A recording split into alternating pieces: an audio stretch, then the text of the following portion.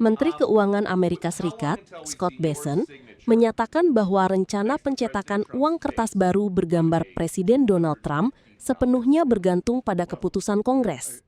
Ia menyebut Departemen Keuangan sudah menyiapkan skenario awal, namun perubahan aturan hukum masih harus disahkan oleh United States Congress. And the currency must say, "In God we trust." So right now there is proposed legislation that in front of the House, in front of the Senate, to change the first requirement so that a living person, Donald J. Trump, could be on a $250 bill. So it's all in the hands of the, it's all up on Capitol Hill.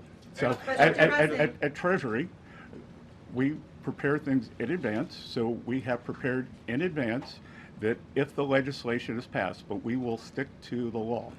You said that it's up to Congress if the president's face is on a $250 bill, but it is actually the Washington Post that's reporting two political appointees from the Treasury Department who have asked agencies to be ready to do that. Do you think politically it's a good idea to put his face on a $250 bill when people are struggling to afford gas and groceries? I don't really understand this Washington Post article. That who hears from the Post? Yep. Terribly written, terribly edited. Because basically what it says is that Treasury is following the law and that we've created the bill and that it's up to Congress, but that we follow the bill and it's up to... I didn't really understand what the story was. So, but anyway... appointees aren't involved in that, two of your political appointees? Yeah, of course, but we prepare for everything if it gets passed. Just like we were ready 6 months in advance for the one big beautiful bill for tax guidance. So we have to prepare in advance. You can't draw something up the day before. Politically, do you think it's a good idea though when people are struggling to afford gas and groceries?